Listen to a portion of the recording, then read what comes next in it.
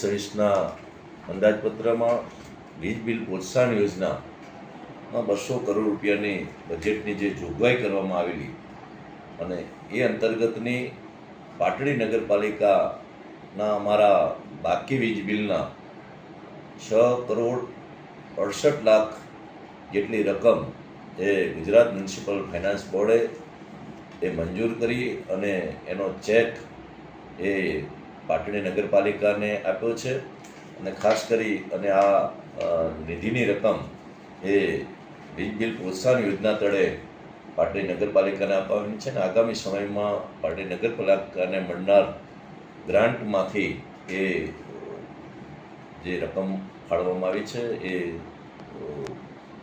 Municipal finance બોર્ડને નગરપાલિકાએ ભરવાની રહેશે. એની શરતે 6 કરોડ 68 લાખ રૂપિયા એ સરકારે પાટડી નગરપાલિકાના ખાતામાં જમા કર્યા. આજરોજ પીજીવીસીએલના એક્શનને 6 કરોડ 68 લાખનો ચેક એ અર્પણ કરી અને આ જે વીજ બિલ બાકી હતું એ બિલ એ પાટડી નગરપાલિકાએ ભર્યું છે. આ પાટડી નગરપાલિકાના પ્રમુખ હિતેશભાઈ, ઉપપ્રમુખ બેન મંજુબેન, કારોબારી ચેરમેન રઘુભાઈ અને અમારી નવી જે બોડી છે એણે આ પહેલું જ કાર્ય એ નગરપાલિકાની જે બાકી બિલ હતું એ ભરવાનું કર્યું છે. એટલા માટે હું નગરપાલિકાના પદાધિકારીઓને ખૂબ ખૂબ અભિનંદન આપું છું. નગરપાલિકા અમારી ડ વર્ગની નગરપાલિકા છે, પરંતુ આજે પણ આ નગરપાલિકામાં 8 કરોડ જેટલું એ અમારું સ્વભંડોળ છે. એટલે કે અમારી આ નગરપાલિકા એ સદ્ધર નગરપાલિકા છે.